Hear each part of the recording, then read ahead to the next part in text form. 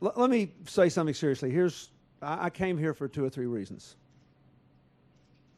And the most important one is the tour we just had and the children we saw.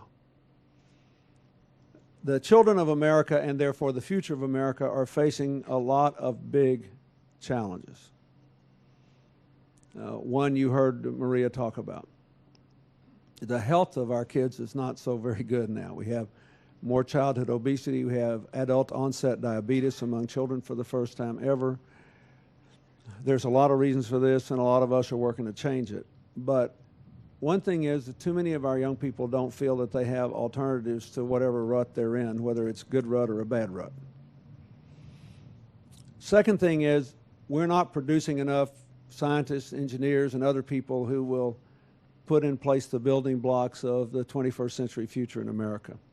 We used to get them from people who came from other countries to go to college and who stayed.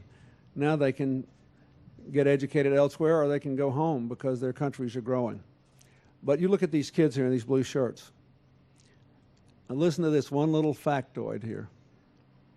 If young girls, African American students, and Hispanic students went into science and engineering at the same rate as European and Asian males, America would have no shortage in scientists and engineers for the next 50 years. So when you go in there and you see a young man running a simulator flying a big jet airplane, or another young man building a rocket and wanting to be a rocket scientist, I can't help saying, I don't want to embarrass you, but the young rocket scientist had the most aerodynamically efficient hairdo I've ever seen. And when you look at him, I love it. When you see, look at that. Is he great? Look at that. Hey. When you see these kids taking Lego toys and designing computers that run cars, avoid obstacles, work through mazes, it's hard to say that America can't do what we need to do with the kids we've got if we give them the best life. So the main reason I'm here is the children of our entire country need more opportunities like this. And you, Mr. Mayor, should be very proud that this is in your community. The second reason I wanted to come is that I think that it's very important to understand what this place does. You've got a golf practice area, you've got computers, you've got science, you've got language art, you've got character education. You don't have one thing here. You've got a culture, a place where people can feel at home, where they can feel important. You know, if you put on one of these blue shirts, you walk in this place, it's impossible for these young people not to believe that somebody really cares about them, that they matter, that they're important, that their future matters. And also to learn a lot of old-fashioned lessons, the most important of which is there is a connection between effort and result. A lot of people who want to do things and can't quite find a systematic way to do it sometimes never learn that basic lesson. Every time I missed a shot yesterday, Tiger said, well, you just don't play enough. You don't practice enough. You want to play better, work harder. Get over it. You know?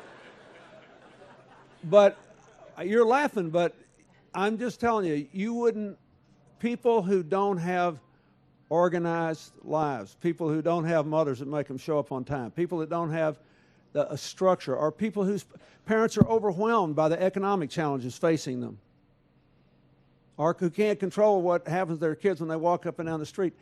This place gives them a way of having an ordered life that deals with all, not just their mental interests, but their whole persons.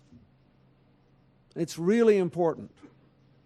And the third reason I came is because I'm impressed that Tiger Woods decided to do this when he was 30 instead of when he was 60. And I want to say this.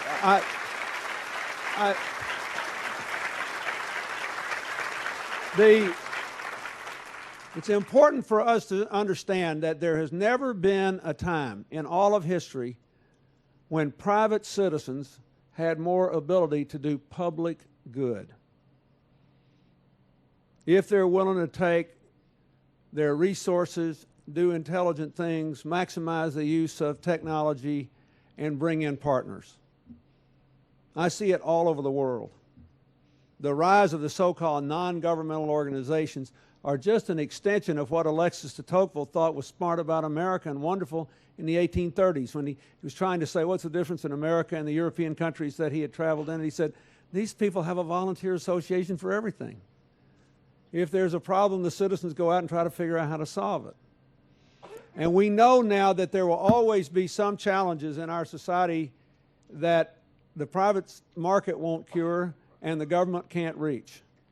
And the rest of us have to stand in the breach. And all over the world, this is happening to an extent never before known. The biggest non-governmental organization in the world, of course, is Bill and Melinda Gates Foundation. It's no accident that the Gateses and Bono were Times People of the Year this year. Why? Because they were citizens, private citizens doing public good. All over the world you have it. So Tiger Woods has done this, and he's done it at a much younger age. And I can say one other thing.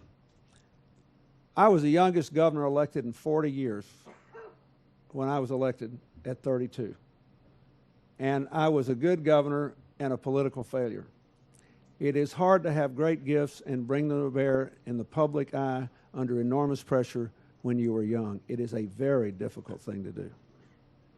And it is a tribute to you, ma'am, and to your wife and the family and all your friends and the people that came through that photo line that were making fun of you today,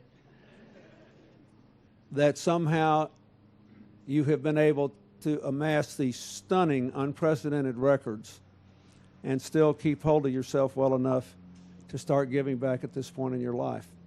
This is something all of us should think about. You know, I've reached the point in my life where it doesn't much matter what happens to me. I just don't want any of these kids to be robbed of their future. That's the most important thing. And I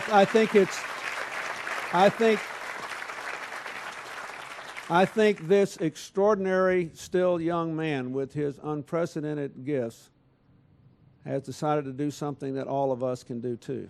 And if we do our part, you don't have to worry about the future of this country. And I don't think that all the worst fears people have for the 21st century will be realized. I still think it's more likely than not that this will be the most peaceful, exciting, interesting era in all of human history. But we all have to do our part.